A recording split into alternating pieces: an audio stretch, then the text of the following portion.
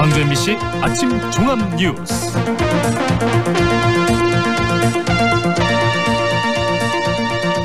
(3월 11일) 월요일 아침 종합 뉴스입니다.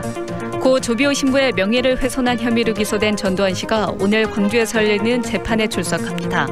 오늘 재판은 고 조비오 신부가 증언한 5.18 당시 헬기 사격의 사실 여부와 전 씨가 고의로 거짓말을 했는지가 쟁점이 될 것으로 보입니다. 광주 시민단체와 5.18 단체들이 오늘 13일 자유한국당 황교안 대표를 만나 역사 왜곡 처벌법 제정 등을 요구하기로 했습니다. 광주시가 내년도 예산에 반영할 시민제한 공모사업을 다음 달 24일까지 접수합니다. 이상 오늘의 주요 뉴스입니다.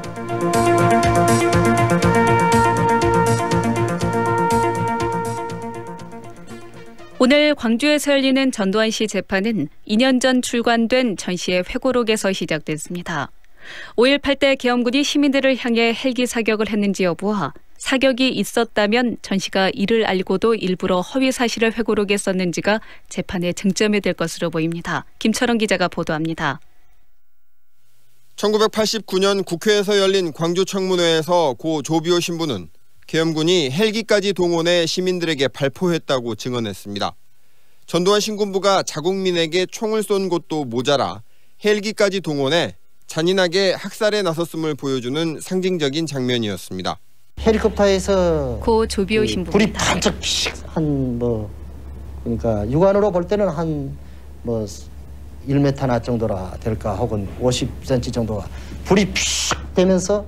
하지만 전두환 씨는 2017년 출간한 자신의 회고록에서 5.18 때 헬기 사격은 없었다며 고 조비오 신부를 파렴치한 거짓말쟁이라고 비난했습니다. 5월 단체와 조비오 신부의 유족은 전 씨를 명예훼손으로 고소했고 검찰은 지난해 5월 전 씨를 기소했습니다.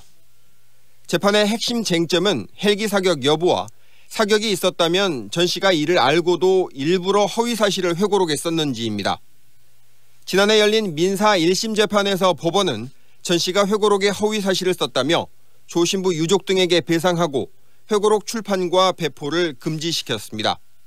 또 국방부 조사 결과 5.18 당시 헬기 사격이 있었던 것으로 확인됐고 국방부 장관이 사과까지 했습니다.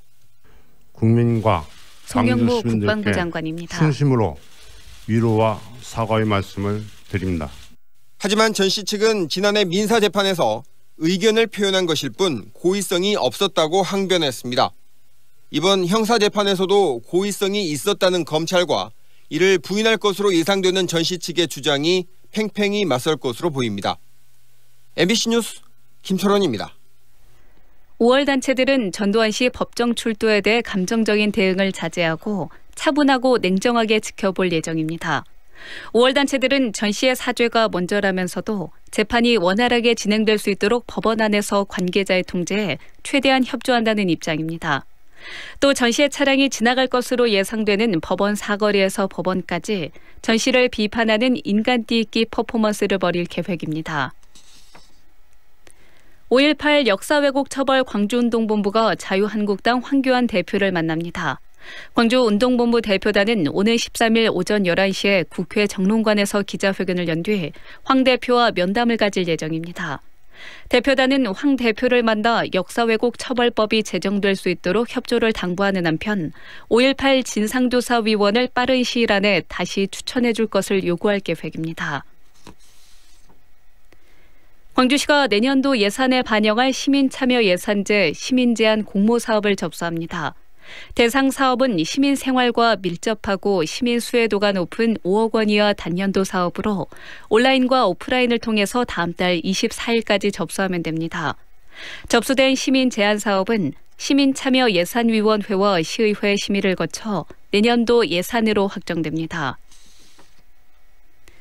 지난 2012년 열린 여수 박람회는 기후환경 변화에 대한 해법을 제시하겠다는 여수 선언을 전 세계에 약속으로 남겼습니다. 이에 따른 후속 조치로 전라남도는 2020년 UN 기후변화 협약 당사국 총회 유치에 나섰습니다. 경상남도도 유치전을 거들고 나섰습니다. 최우식 기자가 보도합니다. 2012 여수 선언 이행을 위한 UN 기후변화 협약 당사국 총회 유치가 본격적으로 시작됐습니다. 전라남도와 경상남도는 민간 전문가 25명으로 실무 추진팀을 구성해 최근 여수시청에서 첫 회의를 가졌습니다. 이번 COP 유치의 첫 번째 과제는 국가 유치 확정, 이후 한국 유치를 위한 외교전과 국내 유치 이후 여수 개최의 관철까지 넘어야 할 산은 많습니다. 때문에 타당성 연구 용역이 더 중요해졌습니다. 기후 환경 선진국으로서 위상을 강화할 필요가 있겠다. 그리고 온실가스 감축이나 기후변화 적응 등 시급성과 필요성들을 여수는 엑스포 개최 이후 숙박과 컨벤션 등 충분한 인프라를 갖췄습니다. 여기에 대규모 산업단지가 밀집해 있어 기후변화 대응에 대한 의지를 표명하고 실천 과정과 결과를 검증하는 데 가장 적합한 지역입니다. 여수가 모범적으로 기후변화에 적극적으로 대응을 하고 실천하는 그런 도시 면모를 가지고 있다고 봅니다. 이런 기반을 특히 이번에는 영호남의 협력이 유치 과정 전반에 큰 도움이 될 전망입니다. 중앙정부와 이재기 경상남도 기후정책 담당입니다. 경남과 전남이 협력해서 하면 좋은 성과가 있지 않을까. UNFCCC COP는 개최 2년 전 유치 신청을 받아 1년 전에 장소를 결정해 매년 11월 말 2주간 열립니다. 2022년 28차 회의는 대륙별 순환 개최 원칙에 따라 아시아에서 개최됩니다. MBC 뉴스 최우식입니다. 광주시 선관위가 지난해 12월 중순 모 조합장 선거 입후보 예정자로부터 음식물을 제공받은 조합원 6명에게 총 174만 원의 과태료를 부과했습니다. 과태료 부과는 이번 전국 동시조합장 선거와 관련해 광주에선 처음이며 해당 조합원들에게 식사를 제공한 혐의의 입후보 예정자는 지난 1월 광주지검에 고발 조치됐습니다. 한편 전남 선관위는 조합원들에게 선물이나 금품, 음식물을 제공한 후보자들을 신고한 4명에게 모두 5,500여만 원의 포상금을 지급하기로 결정했습니다. 제2회 전국 동시조합장 선거를 앞두고 전남 지역 낙도 지역 순회 투표가 그제 마무리됐습니다. 전라남도 선거관리위원회에 따르면 신안군과 여수시 등 전남 지역 낙도 순회 투표소 17곳에서 지난 7일부터 4일 동안 유권자 2,049명을 대상으로 투표를 실시해 67.89%의 투표율을 기록했습니다.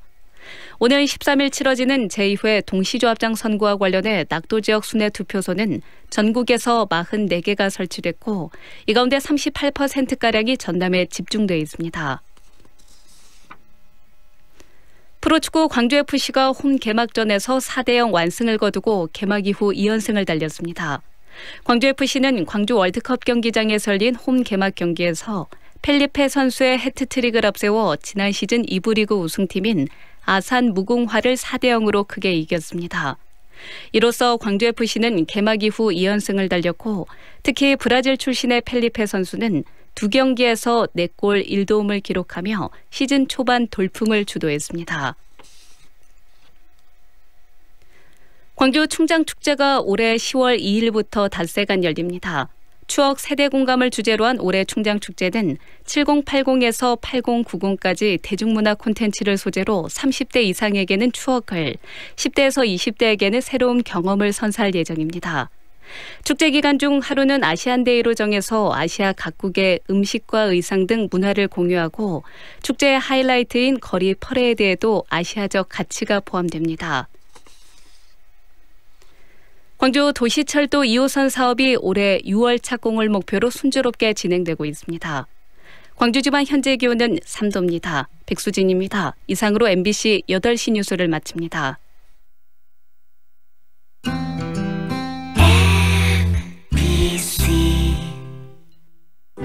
연기자 정동환입니다.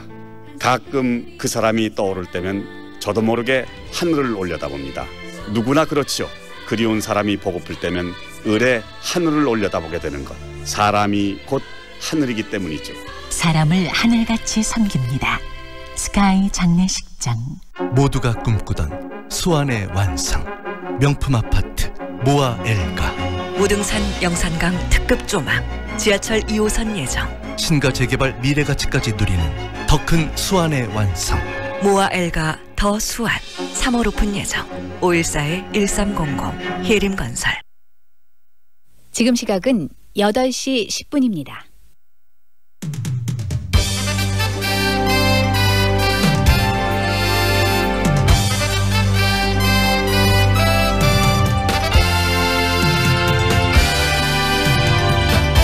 황동현의 시선집중. 황동현의 시선집중 2부 시작하겠습니다. 무등산은 지난해 국내에서 세 번째로 유네스코 세계지질공원 인증을 받았습니다. 산 정상의 주상절리대의 풍광이 화려하고 또 학술적으로도 몹시 가치가 있다고 하는데요. 지역 관광산업의 발전을 위해서 이 무등산 세계지질공원에 친환경 운송수단을 설치해야 한다라는 전문가 주장이 나왔습니다. 지난주 광주문화관광포럼에서 나온 이야기였는데요. 직접 주장한 분과 인터뷰하겠습니다. 동신대학교 관광경영학과 김영미 교수와 인터뷰 준비되어 있습니다. 광주시가 이 민간 보조금 지원 사업을 추진하면서 예산을 횡령한 단체를 지속적으로 지원하고 있는 것으로 나타나서 불공정 논란이 일고 있습니다. 보조금을 횡령한 단체를 오히려 보호하고 또 육성하고 있다는 말인데요. 시 행정에 대한 의구심이 생깁니다. 광주광역시의회 최영환 의원과 함께 이 부분에 대한 이야기도 오늘 짚어보겠습니다. 학교 주변 어린이 보호구역에서 어린이 교통사고가 빈발하는 것은 참으로 심각한 일입니다. 신학기 이 3월이 되면서 급격히 이런 교통사고들이 증가하고 있다고 하는데요. 언제부턴가 학교 주변 스쿨존이 슬그머니 또 주거공간으로 변해버린 그런 곳도 있다고 합니다. 어린이 보호구역에서의 교통사고 실태, 그리고 운전자들의 주의사항, 그리고 법률적으로는 어떤 부분들이 있는지에 대해서 오늘 정리하는 시간을 갖도록 하겠습니다. 한국교통안전공단 광주전남본부의 박정관 교수와의 이야기 또 준비되어 있습니다. 황동현의 시선집중 계속됩니다. 어우 추워. 여보, 농부갓잔 도라지 배즙 한잔 하세요. 역시 당신이 최고야. 애들은 유자 배즙으로 먹였어요. 나주 장수식품 농부갓잔 도라지 배즙 유자 플러스 배 아로니아 배즙으로 겨울을 건강하게. 나주 장수식품 061-332-9616. 축제 파티가 있는 그곳엔 출장 뷔페 쿠바 하우스. 개업식 행사장 맛있는 음식이 필요한 그곳에도 출장 뷔페 쿠바 하우스.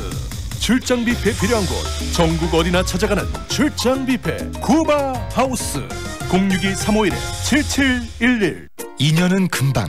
이사 걱정 없이 내 집 마련을 원한다면, 호수공원과 테라스 거리, 생활을 생각한다면, 16개 공공기관 이전 예정까지 미래 가치를 기대한다면 사랑으로 선택하세요.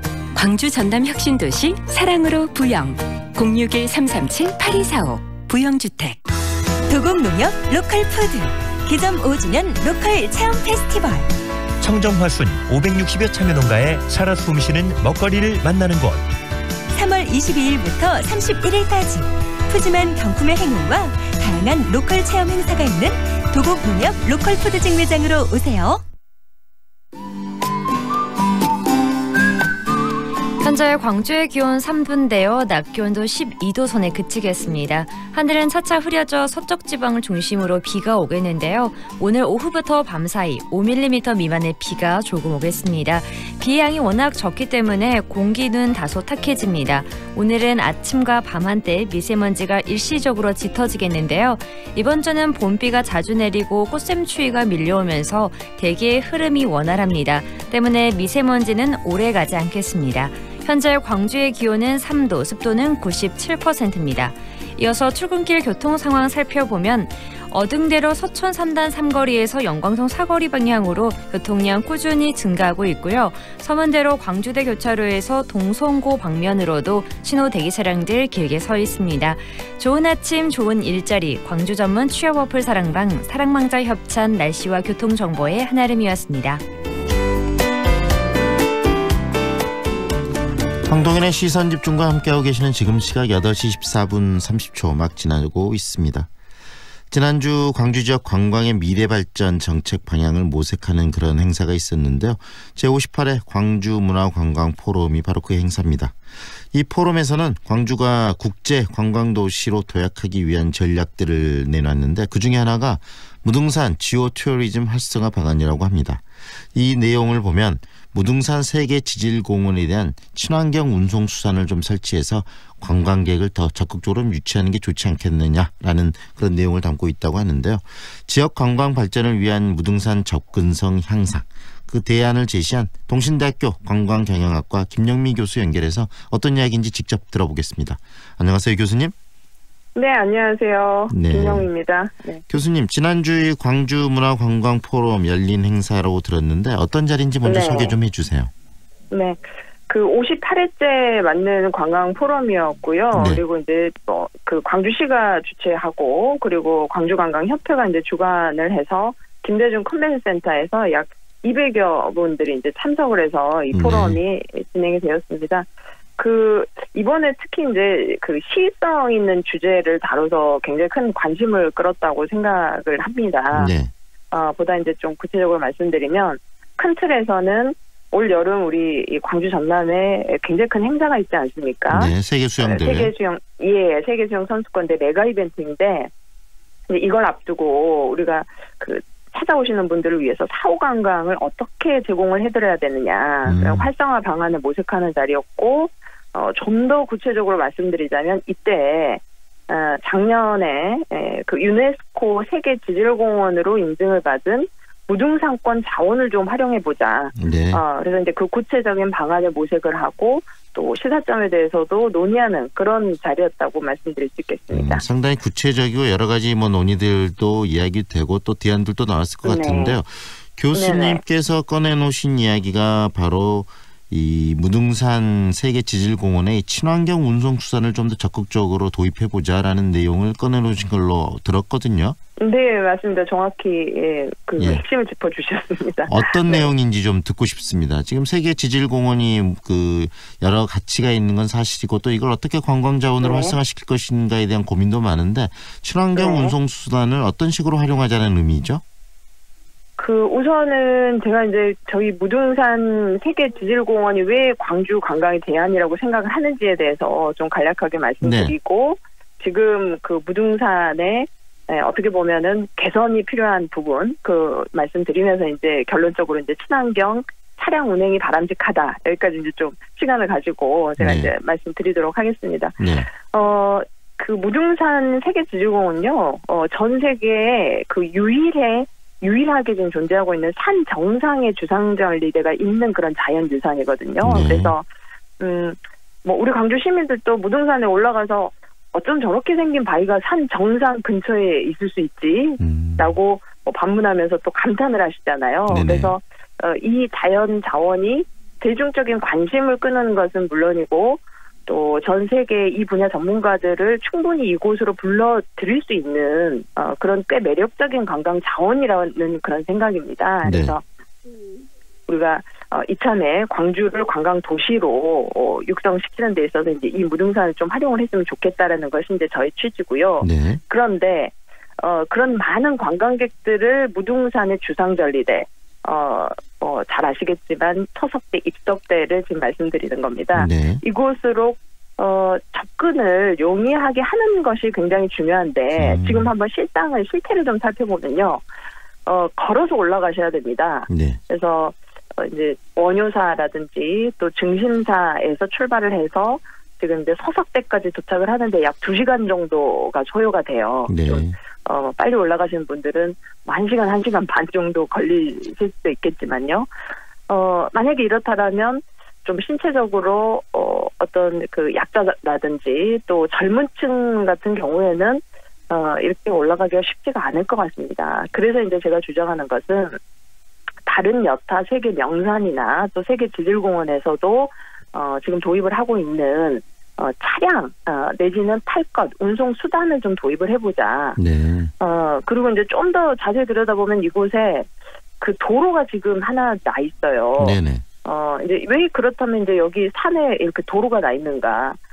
무등산은 좀 특별한 사연이 있죠. 산 정상에 지금 이제 군 부대가 지금 주둔을 하고 있는데 바로 군사 도로가 여기 나져 있습니다. 그래서 저희가 만약에 여기에 차량 운행을 한다라면 뭐 지금 바로 이렇게 차량을 투입을 해서 서석대 입덕대까지 이렇게 갈 수 있는 이제 정확하게는 장불대까지 이렇게 갈 수 있는 그런 도로가 지금 나져 있어요. 그래서 이곳을 좀 활용을 해보자. 그렇다면 이제 어떤 차량으로 운행을 하는 것이 바람직할 것인가. 지금 세계 지질공원으로 지정이 되었다라는 것은 자연 어떤 보존 가치, 훼손을 최소화하면서 또 이것을 사람들이 공유를 하고 또 지역민들의 소득 창출까지 연결이 돼야 되거든요. 그래서 이제 생각을 해본 것이 친환경 자동차, 친환경 버스 뭐 이런 이제 대안을 제가 한번 생각을 해봤습니다. 결국은 교수님이 지금 관광과 환경이 유기적으로 융합하고 결합할 수 있는 시스템이 바로 친환경 자동차일 거라고 지금 보시고 이 말씀을 하시는 거 아니겠습니까? 네네네. 기존에 그러면은 케이블을 지금 무등산 케이블 설치 가지고 계속 논란들이 있어 왔는데요. 이 케이블과는 좀 성격이 다른 부분입니까? 이 부분은 교수님께서 주장하신 건?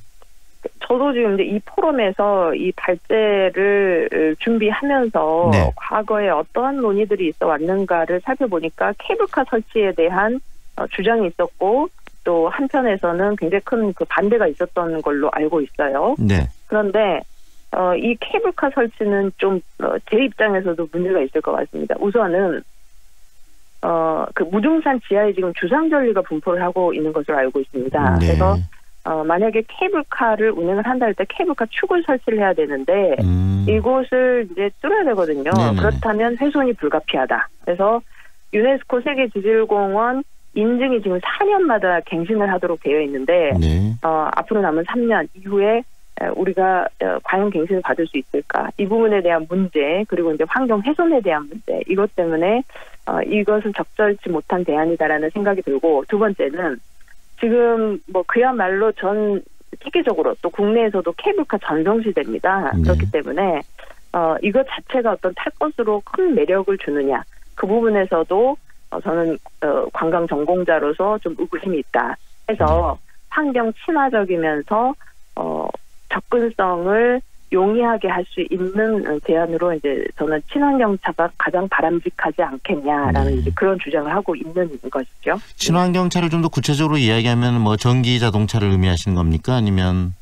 네, 전기 자동차가 될 수 있겠죠. 수소 자동차 같은 경우에는 지금 이제 너무나 비용이 많이 드니까. 높기 때문에. 그래서 전기 자동차를 통해서 지금 군사도로로 이렇게 관광객들을 유치하고 관광객들이 직접 장불제까지 갈 수 있는 환경들을 만들어 놓으면 친환경적이면서도 관광 활성화까지 두 마리 토끼를 잡을 수 있다. 지금 이 말씀이신 거네요. 네, 맞습니다. 이제 다만 좀 덧붙이면 지금 이제 그 군사용 도로에 탐방객들이 지금 탐방로로 사용을 하고 있거든요. 등산로로 많이 쓰고 있는 거죠. 네, 맞습니다. 그렇기 때문에 향후에 이 차량과 사람이 같이 다니기 위해서는 좀 안전을 정비할 필요가 있다. 그렇게 좀 덧붙이고요. 그리고 이제 지난 포럼에서 나온 또 주장 중에 하나가 세계 수영 선수권대회 광주를 방문하는 선수단들과 그리고 관람객들에게 이 무등산 주상절리대 개방을 해서 주상절리대에 좀 접근을 용이하게 해서 좀 그 가치를 알리고 좀 더 볼거리를 선사해야 된다. 그래서 임시 운행을 하자. 그런 주장도 있었습니다. 네, 교수님의 이러한 발제와 주장에 대해서 그 현장에서 직접 들으신 또 뭐 교수님들이나 전문가들도 많이 참석을 하셨을 텐데 반응은 어떠셨어요? 네, 이제 그날 제가 이제 참석했던 분들 중에 몇 분을 좀 소개를 올리면요. 우선 그 이번 세계 수영 선수권대 성공 기원과 또 아낌없는 지원을 확인시켜주고 그리고 또 무등산권 세계 지질공원을 중심으로 해서 우리 광주 전남 지방관광 육성 의지를 직접 표명하기 위해서 이제 민경석 한국관광공사 국민관광 본부장이 직접 참석을 해주셨어요. 그래서 큰 관심을 표명하셨고 그리고 이제 그날 저희 무등산권 세계지질공원 인증에 가장 앞장서서 애쓰신 그 허민 전남대 교수 그리고 무등산 보호단체 협의회 이재창 본부장 그리고 또 무등산 상가 번영의 관계자분들이 뭐 대거 참석을 하시고 또 제가 제안한 그 대안에 대해서 뭐 적극 또 옹호를 해주시고 그러나 중장기적으로 탈 것을 배제하는 것에 대해서는 좀 더 꼼꼼하게 분석하고 조사가 필요하다. 그런 의견들을 덧붙여 주셨습니다. 네, 앞으로 이런 논의들이 더 활성화될 필요성이 있겠다라는 그런 이야기인데요. 정말 무등산은 우리가 잘 가꾸고 보존하면서 어떻게 또 관광 자원으로 활용하는가 이 두 마리 토끼를 잡는 방식에 대해서 구체적인 고민들이 좀 있어야 될 때 아니겠습니까? 네, 뭐 이번 포럼을 계기로 더 활발한 논의가 이루어질 것으로 이제 기대를 하고요. 그리고 이제 전남 경우에는 지금 뭐 너무 잘 아시다시피 이제 정부 예타 면제 사업으로 이번에 남해안 신성장 관광벨트 조성 사업이 이제 선정이 되면서 찾아오는 관광객들이 보다 더 편하고 안전하게 이제 대상물에 접근할 수 있도록 그 반차원에서 총력을 기울이고 있거든요. 네네. 그래서 광주도 이에 발맞춰서 좀 더 많은 고민과 그리고 이제 시민들의 관심이 좀 이루어졌으면 하는 그런 바람이 있습니다. 네, 바로 그 무등산을 가지고 이야기를 좀 나눴는데 시작을 했는데 그렇다면 교수님 이 광주 지역에 무등산 말고도 여러 가지 뭐 5.18 일지 관광 자원들이 있는데 그런 자원을 좀 유기적으로 융합적으로 엮어서 대표적인 관광 상품을 만드는 데 광주가 좀 많이 부족하다라는 지적들이 끊임없이 나오고 있습니다. 광주가 관광 도시로서 사람들이 찾아오는 도시로 만들기 위해서 우리들이 좀 고민해야 될 부분들은 어떤 것이 있다고 생각하시는지도 곁들여 좀 이야기를 꺼내 주시죠. 네, 저도 이제 광주에서 그 자라고 또 지금도 활동하고 있는데요. 네. 관광 도시로서의 잠재력 또 경쟁력은 뭐 충분히 갖고 있다고 봅니다. 그리고 이제 점점 더 하드웨어, 소프트웨어, 휴머웨어 그런 부분에 대해서 갖춰 나가고 있는 그런 상황이다라고 말씀드리고 싶고요. 우선 이제 광주 관광의 그 흐름을 보면 김대중 컨벤센터 그리고 광주관광 컨벤션 뷰로를 중심으로 회의 전시 산업이 활성화가 되면서 이제 관광도시로 진입을 하게 되었거든요. 네. 그런데 여전히 손에 꼽히는 관광도시로 도약하기 위해서는 대규모 숙박시설, 그리고 대형 쇼핑몰, 면세점, 카지노 이런 기반 시설들이 보다 더 확충이 돼야 되는데 글쎄 이제 이 부분에 대해서는 시민들의 관심과 지지 그리고 또 시 차원의 어떤 행정 재정 지원 이런 부분들이 이제 필수적으로 이루어져야 되기 때문에 이런 관광 산업 생태계가 조성이 어느 시점에 될 수 있을지에 대해서는 앞으로 좀 더 지켜봐야 될 것 같습니다. 그리고 오늘 이제 저희가 무등산에 대한 얘기 많이 했는데요. 또 우리 광주는 그 아시아 문화 중심 도시, 또 국립 아시아 문화 전당 빼놓을 수 없지 않겠습니까? 네네. 그래서 앞으로도 그 예술 문화 역사 이런 관련된 자원들이 집중적으로 발굴되고 또 재조명되고 또 관광 자원화 지금 되고 있기 때문에 충분히 뭐 우리나라를 대표하는 그런 관광지로 도약을 할 수 있는 잠재력은 가지고 있다는 생각입니다. 네, 방송에서도 우리 교수님과 함께 그런 고민들을 좀 더 자주 나누는 시간을 갖도록 하겠습니다. 오늘은 여기까지 듣겠습니다. 고맙습니다. 네, 감사합니다. 지금까지 동신대학교 관광경영학과 김영미 교수와 함께했습니다.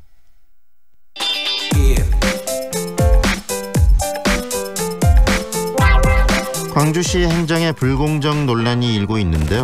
시가 민간 보조금 지원 사업을 추진하면서 예산 횡령 문제가 있는 단체를 지속적으로 지원하고 있기 때문입니다. 시민들의 혈세가 어떻게 왜 이런 방향으로 이용되고 있는 것인지 이 시간에는 광주시 민간 보조금 지원 사업의 그 문제점에 대해서 짚어보도록 하겠습니다. 광주광역시의회 최영환 의원 연결합니다. 안녕하세요, 의원님. 네, 안녕하십니까. 최영환 의원입니다. 네, 요즘 문제가 되고 있는 광주시 민간 보조금 지원 사업, 언제부터 왜 이 사업이 추진되는지 소개 좀 해주세요. 광주광역시 같은 경우에 민간 보조금 지원 사업은 1966년 8월 지방재정법을 통해서 지원 근거가 마련되면서부터 지급을 할 수 있게 되었습니다. 네.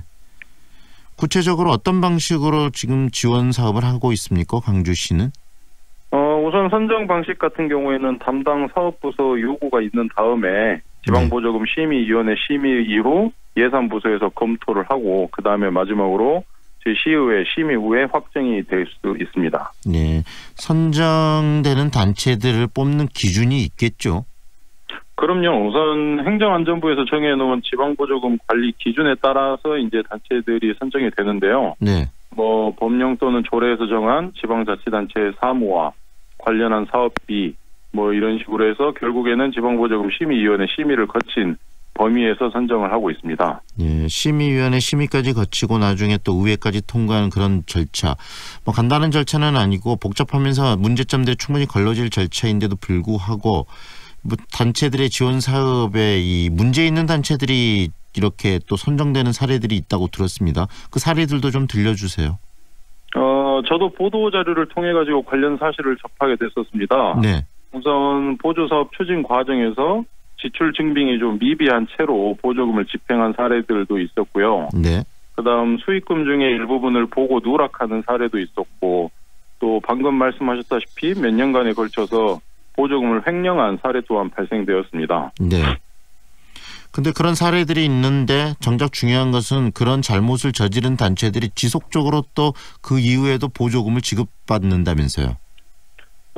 저도 좀 뭐 화가 나고 속상한 부분이긴 합니다. 그 지방재정법상 보조금이 이제 결정 취소된 자에 한해서 5년의 범위에서 지방 보조금을 저희가 이제 제한을 할 수는 있습니다. 네. 하지만 이제 보조금 결정 취소 처분 같은 경우에는 사업을 집행을 하고 있는 중이나 아니면 집행 예정 사업에 대해서만 가능을 하게 되어 있기 때문에 네. 보조금 교부 결정 과정에서부터 지원 단체들의 보조 이력을 좀 관리를 할 수 있는 방법이 지금 현재는 절실한 상황입니다. 네, 그런 방법이 절실할 뿐더러 그런데 실은 그런 기록들이 남아 있기 때문에 선정 과정에서 그런 단체들에게 그 선정 자체를 배제하거나 이런 행정적인 절차를 할 수 있는 거 아니겠습니까? 행정부가? 다시 말하면 집행부가요? 네네네. 근데 그런 부분이 지금 전혀 없었다는 것으로 보여지는데요. 우리 의원님께서는 어떻게 보세요? 그렇기 때문에 사실 지금 입장으로는 보조금 관련 비리 같은 경우에는 지금 현재 바로는 적발을 하기가 어렵고 이제 예산 사용 같은 경우에 사업이 끝나야지만 이게 가능하고 그리고 또 어느 정도 기간이 지나야 이제 이게 적발이 가능하다고 합니다. 네. 한마디로 이제 사업을 교부 받아서 사용한 동안에는 이제 예산 같은 경우가 어떻게 사용되는지 저희가 좀 파악하기 어려운 상황이고요. 네. 뭐 현재는 그렇습니다. 구체적으로 어떤 단체들이 지금 문제가 있는 것인지도 이야기를 해주실 수 있나요?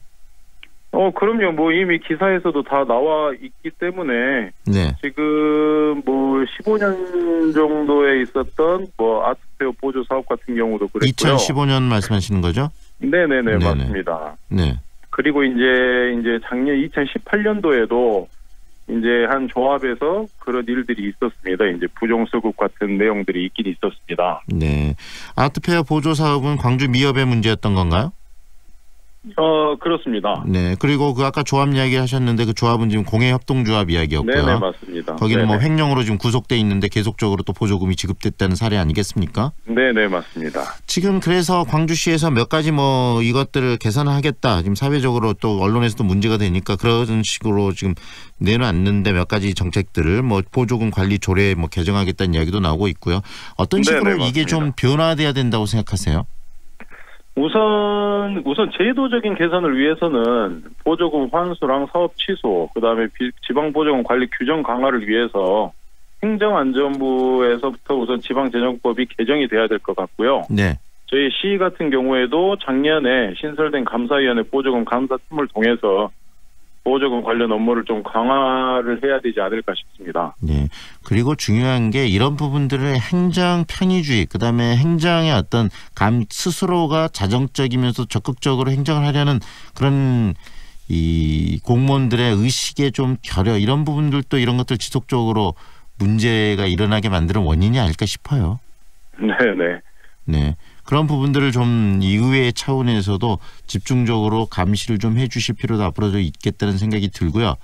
네네. 앞으로 이런 일 다시는 없도록 하기 위해서 지금 의회 또 광주시가 해야 할 일이 어떤 거라고 생각하시는지도 한 말씀 더 이야기를 해 주시죠. 우선은 지방보조금 관리에 투명하고 그다음에 투명한 운영이랑 공정성 강화를 하기 위해서 지금 오늘부터 시작되는 저희 안건으로 제가 그 두 건의 조례를 대표 발의를 했습니다. 네. 우선 광주광역시 지방보조금 관리조례 일부 개정 조례안과 광주광역시 문화예술진흥 조례 일부 개정 조례안을 대표 발의를 하게 되었는데요. 네. 우선 간략하게 내용을 말씀드리면 보조금 사업을 공모나 공고나 공모 형식으로만 이렇게 진행을 할 수 있도록 할 수 있게 하고요. 네. 그다음에 보조금 결제 전용 카드를 좀 사용을 활성화하는 방법. 그다음에 심의위원회에 그 관련된 이해관계자를 좀 제척하는 방법. 네. 그리고 이제 부정한 지방보조 사업자 신고 포상금 지급 관련된 내용들을 좀 개정을 하게 되었습니다. 네, 이 보조금이라는 게 결국은 시민의 돈을 갖다가 단체들에게 나눠주는 그런 작업인데 정말 제대로 된 그런 지급, 그다음에 선정 기준도 좀 더 명확해서 앞으로 이런 일이 다시는 일어나지 않아야 되겠다는 생각이 듭니다. 그 중심에 또 우리 유 의원님께서 열심히 또 활동을 해 주실 거라 믿습니다. 네, 그렇게 하겠습니다. 오늘 말씀 여기까지 듣겠습니다. 고맙습니다. 네, 감사합니다. 지금까지 광주광역시 의회 최영한 의원과 함께했습니다.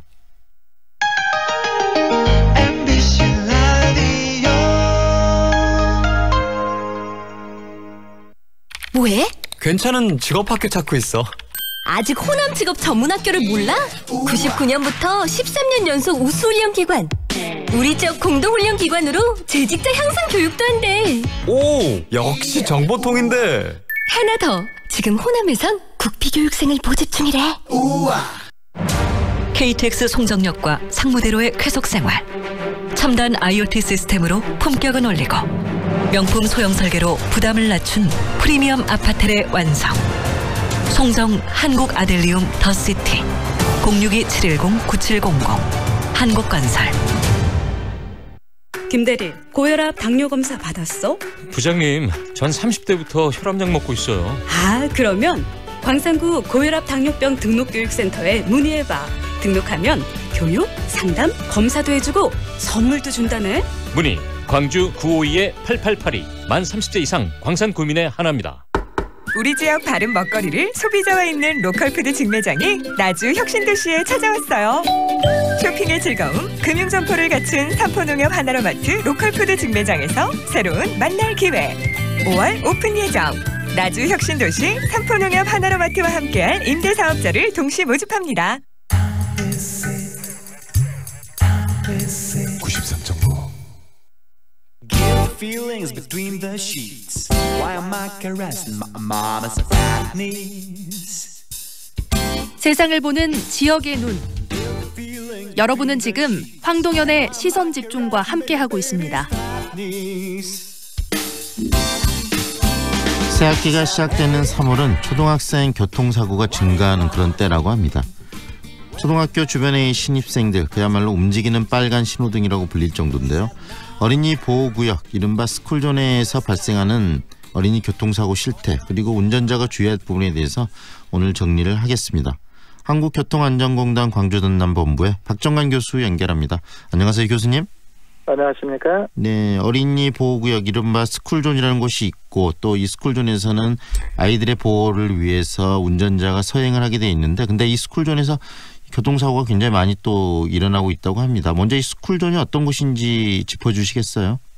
네, 보통 이제 스쿨존, 영어로 말하게 되면 스쿨존인데, 네. 이것은 이제 우리말로 하게 되면 어린이 보호구역 이렇게 표현하게 되집니다. 네. 이것은 이제 1995년도에 그 도로교통법에 그 도입을 해가지고 어린이 보호구역 지정 및 관리에 관한 규칙을 그 지정이 되어 있습니다.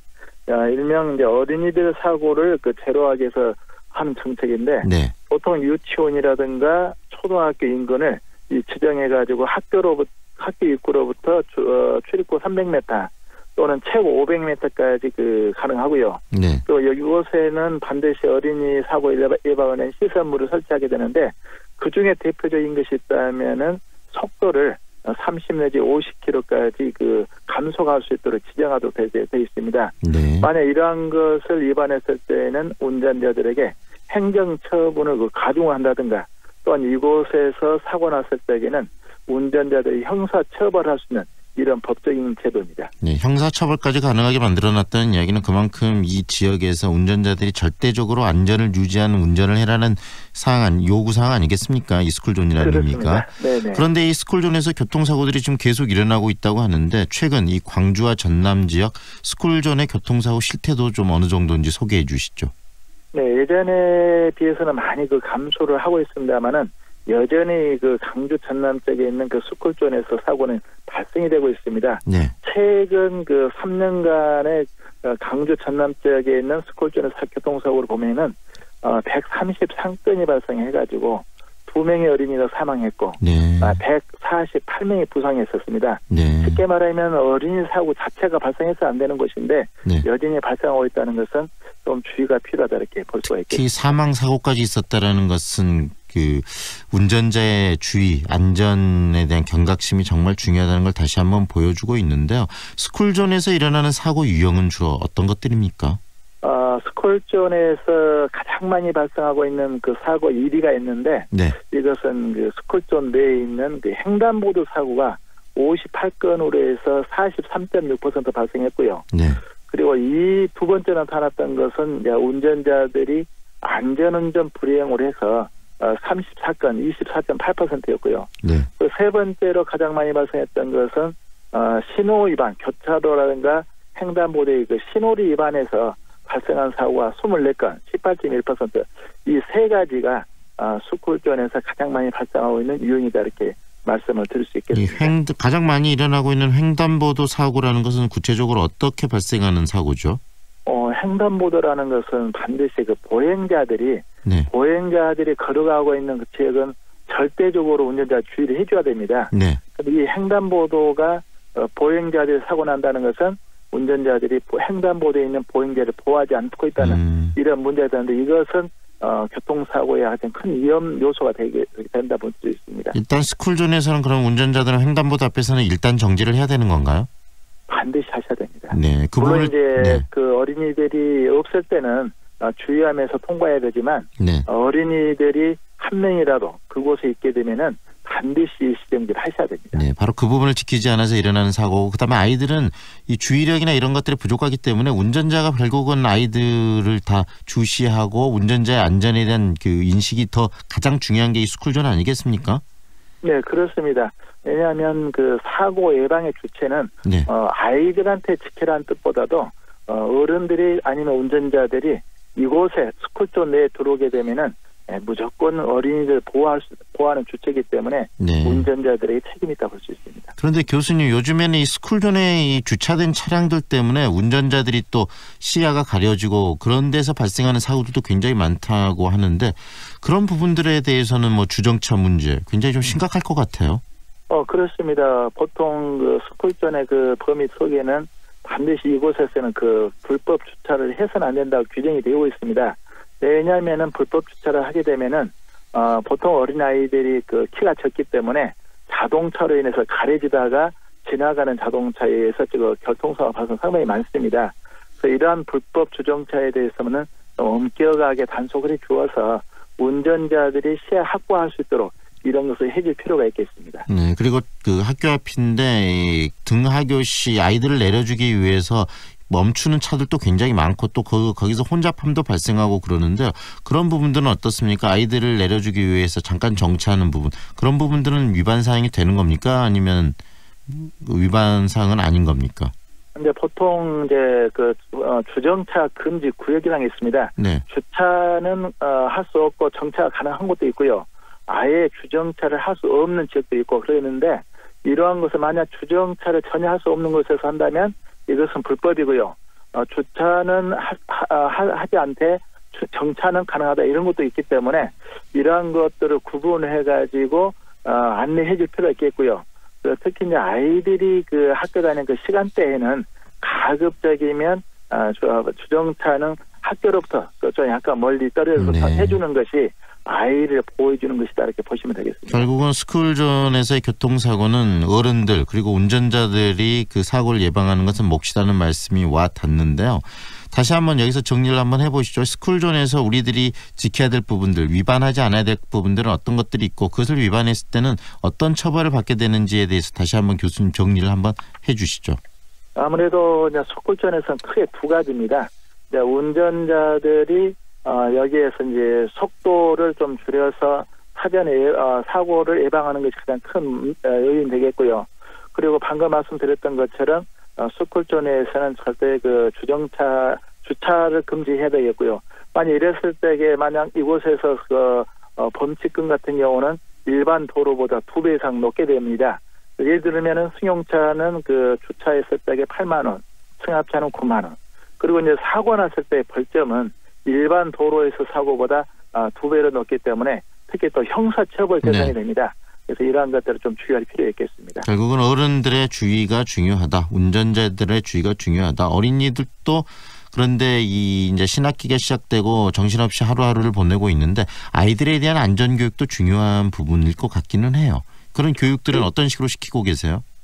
네, 지금 이제 어린아이들은 지금 이제 교육 과정 속에 유치원에서부터 이제 이런 그 교통 질서라든가 횡단 방법이라든가 또 도로에서 건너는 이러한 방법들을 교육을 하고 있습니다. 그래서 특히 어린아이일수록 그 사고의 그 취약성이 높기 때문에 학교에서도 입학하는 아이들에 대해서는 상당히 많은 관심을 가져주시고 또 안전한 통행 방법에 대해서 지속적으로 그 교육해 주는 것이 학교에서 해줄 필요가 있겠습니다. 네, 특히 3월 한 달 동안은 어린이들에게 교통안전교육에 대한 이야기, 교통법규를 지키는 방식에 대한 이야기, 또 횡단보도나 이런 또 인도를 걷는 방법에 대한 이야기들을 좀 주지를 시켜줄 필요가 있는 거네요. 네네. 운전자와 어린이 문제를 좀 정리를 했는데요. 그리고 이제 자치단체 그리고 또 경찰청, 이 경찰서에서 할 일도 좀 있지 않겠습니까? 특히 3월에는. 그렇습니다. 아무래도 이제 그 어린이 교통량이 많다고 하는 것은 그만큼 사고 위험성이 높다 이렇게 보시면 되겠습니다. 그래서 이러한 것들을 강조하기 위해서는 지자체에서도 지금 관심을 가지고 이거 단속을 하고 있고요. 경찰청에서도 이제 각 학교에 이렇게 그 각 지역별로 경찰서를 통해서 아니면 하청소 통해서 이렇게 계도를 하는 것으로 알고 있습니다. 이런 기회에 학교 앞에서 같이 해준다면 운전자들에게도 주의가 되고 또 아이들에게도 보호할 수 있는 그런 마음의 여유를 주기 때문에 이런 것은 좀 매우 필요하고요. 또 참고하실 것은 뭐냐면 아침 시간보다 또 사고가 오후 때 많이 발생하기 때문에 학교 그 통화하는 입장보다는 하교 후에 이러한 시간을 또 택해 가지고 집중적으로 해주는 것도 어린이 사고를 사전에 막는 그런 방법이 되겠습니다. 등교 시간은 복잡하지만 실질적으로 사고는 그러면 하교 시간과 그 이후에 많이 발생하나 보죠? 네네. 네, 그런 부분도 꼼꼼히 우리가 좀 챙길 필요가 있지 않을까 싶습니다. 오늘 말씀 여기까지 듣겠습니다. 고맙습니다, 교수님. 감사합니다. 지금까지 한국교통안전공단 광주전남본부의 박정관 교수와 함께했습니다.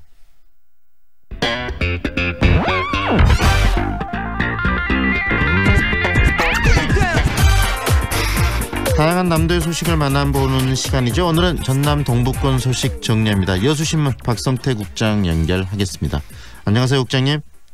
네, 안녕하십니까. 네, 거액의 보험금을 노리고 아내를 살해하기 위해서 또 고의로 자동차를 바다에 추락시킨 범인 최근에 붙잡혔다고 하는데 상당히 엽기적인 사건입니다. 이 소식 좀 정리해 주시죠. 네, 여수경찰서는 지난 6일 이 사건에 대한 그 범인을 구속했다고 이렇게 발표를 했는데요. 네. 거액의 보험금을 노리고 아내가 타고 있는 자동차를 고의로 바다에 추락시켜서 살해한 혐의로 올해 50살인 박 씨를 구속했다고 밝혔습니다. 네. 여수해양경찰서에 따르면 지난해 12월 31일 아내와 함께 여수시 금오도에 입도한 박 씨는 밤 10시경 모 선착장 경사로에서 일부러 자신의 차량을 바다에 추락시켜 동승한 아내를 숨지게 한 혐의를 받고 있는데요. 네. 남편 박 씨는 경사로에서 추락 방지용 난간에 부닥친 후 이를 확인한다며 차에서 내린 뒤 탑승 중이던 아내를 자동차와 함께 바다로 추락하게 해서 결국 아내를 숨지게 하는 혐의를 받고 있습니다. 네. 남편 박 씨는 차량이 순간적으로 추락해서 구조하지 못했다 이렇게 주장을 해왔습니다. 네. 들어보니까 이 범인인 남편은 지금 순간적으로 추락해서 사고가 난 것이다 이렇게 주장하고 있다라고 말씀을 해주셨는데 해경이 이 박 씨의 어떤 범행 행적을 어떤 단서를 통해서 잡을 수 있었을까요? 네, 한 3가지 정도가 사건 당일부터 이렇게 의심이 됐었는데요. 네. 해경은 페달식 주차 브레이크가 잠긴 상태가 아니었다는 점이 하나 있었고요. 네. 기아가 중립 상태도 있었고요. 바닷물이 빨리 들어찰 수 있도록 조수석 뒤에 있는 창문을 약 7cm 정도가 내려놓은 상태가 되어 있다 보니까 의심을 하게 됐습니다. 네. 애초 단순 추락 사고로 끝날 뻔했던 이 사건은 사망자 명의로 고액의 보험, 그러니까 수령할 경우에 보험금이 약 17억 5천만 원 정도 되는데요. 네. 고액의 보험이 들어있다는 것을 수상히 여긴 해경에 의해서 수사가 시작됐고 전말이 드러난 것입니다. 결국 범인은 이 보상금, 이 보험금을 받을 생각을 가지고 계획적으로 보험에 가입하고 아내를 죽인 거네요. 네네, 그렇게 볼 수 있습니다. 네. 사건 발생 20일 전인 지난해 12월 10일에 사망자와 재혼한 남편 박 씨는 사망한 아내와 사귀던 지난해 10월부터 11월 사이에 거액의 보상금을 받을 수 있는 보험에 가입을 했는데요. 네. 아내와 혼인 신고 후에 보험 수익자를 자신으로 변경을 했고요. 사건 일주일 전에는 미리 범행 장소를 사전 답사하는 치밀함까지 보였습니다. 특히 사고 현장을 비추던 주변의 CCTV 영상에는 사고 당시 차량이 해상으로 추락하는 것을 지켜본 뒤에 여유롭게 현장을 떠나는 남편 박 씨의 모습이 고스란히 촬영돼 있었습니다. 여수해양경찰서는 그 사고 발생 초기부터 단순 추락 사건으로 보지 않고 사건 접수 바로 수사본부를 꾸리고 10여 차례 현장을 방문해서 증거를 그 수집하는 등 치밀한 수사를 통해서 약 한 달 만에 그 박 씨를 구속할 수 있었다고 밝혔습니다. 네, 이 사건 자체만으로 굉장히 엽기적인 사건인데요. 그런데 국장님, 이 범인이 지난 2012년 전국을 따들썩하게 했던 여수 3.1동 우체국 금고털이범인 것으로 또 드러났는데 그 이야기는 어떤 이야기입니까? 네, 그 범인이 알고 보니까 이게 지난 2012년 그 전국을 떠들썩하게 했던 여수 3.1동 우체국 금고털이범 사건의 그 주범인 것으로 드러나서 또 한 번 충격을 주고 있는데요. 네. 잠깐 여기서 그 여수 3.1동 우체국 금고털이 사건을 좀 설명하자면요. 네네. 당시에 이 사건이 전국을 떠들썩하게 했던 것은 그 공모를 했던 공범이 현직 경찰관이었다는 점 때문에 충격을 줬었습니다. 당시 현직 경찰이었단 말씀이신 거죠? 네, 그렇습니다. 그 지난 2012년 12월 9일 오전 2시께 그 여수시 3.1동 우체국 옆 식당에 그 당시 44살이었던 박 씨가 그 침입해서 식당 조립식 벽면 일부를 뜯어내고 그 벽과 붙어있던 우체국 금고 뒷면을 그 산소 절단기로 뚫은 뒤에 들어있던 그 현금 5,213만 원을 훔친 사건인데요. 네. 이 사건의 현직 경찰관이 그 주한 것으로 당시 드러나서 그 파장이 컸었습니다. 네. 당시 3.1 파출소 소속 경찰관 그 당시 44살인 김모 경사는 3.1 우체국의 금고 관리 상태가 허술함을 알아내고 그 친구인 박 씨에게 그 금고털이 범행을 그 제의를 했었는데요. 네. 현재 경찰관은 그 순찰 중 그 찍힌 그 범행 장소의 스마트폰 사진을 박 씨에게 그 보여주는 등 사전에 공모를 했고 사건 당일 현장에서도 그 망을 보고 훔친 돈을 나눠 가졌습니다. 네. 이들은 또 그 2005년 6월 은행 현금 지급기에서 그 879만 원을 또 훔친 것으로 또 조사를 받기도 했지만은 그 공소시효가 지나서 처벌되지는 않았었습니다. 그렇다면 국장님, 이 앞전 2005년 사건은 공소시효 때문에 처벌되지 않지만 지금 방금 이야기하신 이 3.1동 우체국 사건과 그다음에 이번에 이 아내 살인 사건, 살해 사건들은 이 앞으로 이제 재판을 받게 되는 건가요?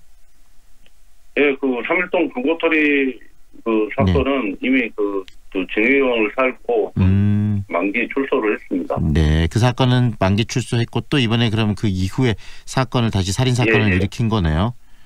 네, 상당히 엽기적인 그런 사건들을 계속 일으키는 범인이 아닌가 싶습니다. 오늘 말씀은 여기까지 듣겠습니다. 고맙습니다, 국장님. 네, 감사합니다. 지금까지 여수신문 박성태 국장과 함께했습니다. 주말 동안 내린 비 덕분에 오랜만에 깨끗한 하늘이 드러났습니다. 다만 습도가 높아져 안개가 짙게 껴있는데요. 가시거리가 100m도 채 되지 않기 때문에 주의 운전해 주시기 바랍니다. 다만 오후 한때 미세먼지가 유입될 텐데요. 다행히 지난번처럼 최악으로 치닫진 않겠습니다. 주 초반 중국발 스모그 유입이 예상되고 있지만 바람이 강해 오랜 시간 축적될 가능성이 낮기 때문인데요. 기압골도 자주 통과하고 바람도 다소 강하게 불 것으로 예상돼 주중에 한때 나쁨 정도는 있겠지만 올해가거나 지난주처럼 나쁜 미세먼지는 없을 것으로 보고 있고요. 반짝 꽃샘추위도 예상되고 있습니다. 비와 꽃샘추위라는 궂은 봄 날씨가 미세먼지 걱정을 줄여주는 효자 노릇을 하는 셈입니다. 이후 찬 공기가 일시적으로 유입되면서 수요일에는 아침 기온이 영하권으로 떨어지겠습니다. 현재 광주의 기온은 3도, 습도는 97%입니다. 이어서 출근길 교통 상황 살펴보면 이 시각 북문대로는 예수고 교차로에서 우남 사거리 구간까지 8분 소요될 예정이고요. 대남대로 광주 광역자활센터에서 주월교차로 방면으로도 제속도 내기 어렵습니다. 그 밖에 서문대로는 광주대 교차로에서 동성고 방면으로 신호 2번 필요하고요. 효덕교차로에서 백운교차로 구간으로도 답답한 흐름 이어지고 있습니다. 출근길 안전주행 이어나가시고요. 지금까지 좋은 아침 좋은 일자리 광주 전문 취업 어플 사랑방자 협찬 날씨와 교통정보의 한아름이었습니다.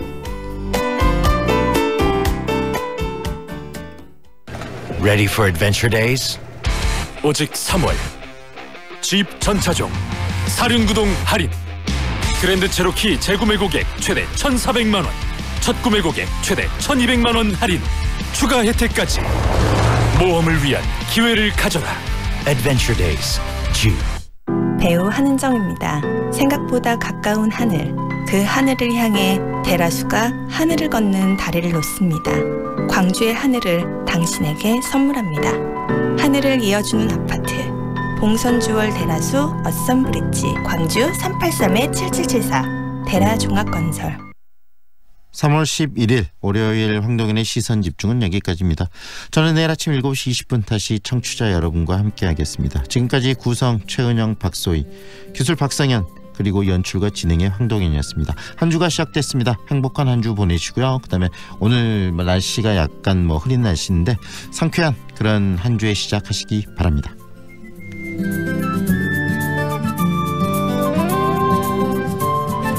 아주 멀리까지 가보고 싶어. 그곳에서 누구를 만날 수가 있을지.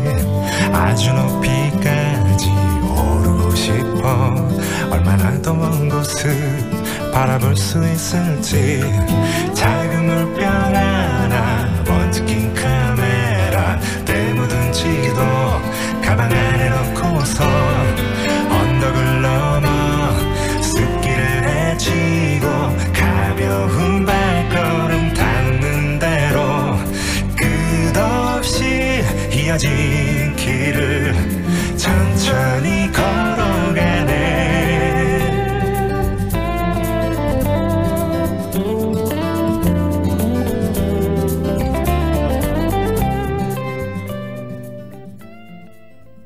시각은 8시 57분입니다. 사람은 자연에서 태어나 자연으로 돌아갑니다. 고귀하고 소중한 분들의 편안한 안식처. 이제 장성 자연숲 추모공원 수목장님에서 만나보세요. 10헥타르의 드넓은 공원형 자연장지. 자연숲 추모공원 수목장님은 장성군 산림조합이 조성, 운영합니다. 저출산과 고령화 등으로 인구 절벽에 직면한 광주와 전남. 재정 자립도 역시 전국 평균에 못 미치는 열악한 수준입니다. 그러나 위기는 곧 기회. 지방 분권에서 해답을 모색할 때입니다. 지방이 튼튼해야 나라가 튼튼해집니다. 새 정부는 수도권과 지방이 함께 잘 사는 강력한 지방 분권 공화국을 국정 목표로 삼았습니다. 흔들림 없이 추진해 가겠습니다. 중앙에 집중된 권한을 지방과 나누고 지역 주민에게 권한을 되돌려주는 것. 2019년 더 잘 사는 광주 전남으로 가는 길. 강력한 지방 분권의 시대로. 광주 MBC 연중 캠페인 지방이 힘이다. 이 캠페인은 나주시, 화순군, 담양군, 구례군, 광주광산구, 광주은행과 함께합니다.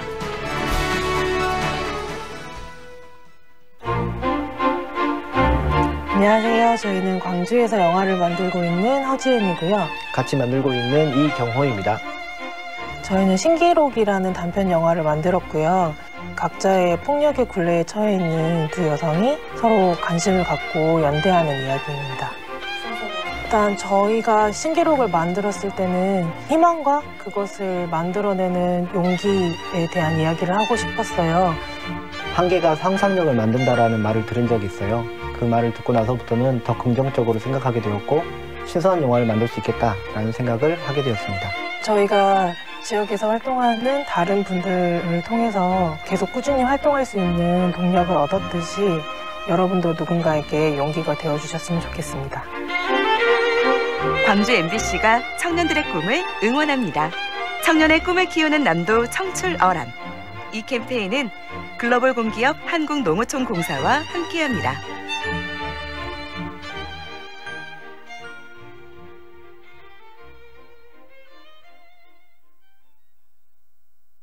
AM 819kHz, 표준 FM 93.9MHz, 광주 MBC 라디오입니다. HLCN. 친구처럼 다정한 연인처럼 MBC 문화방송. 여러분의 다정한 친구 광주문화방송이 9시를 알려드립니다.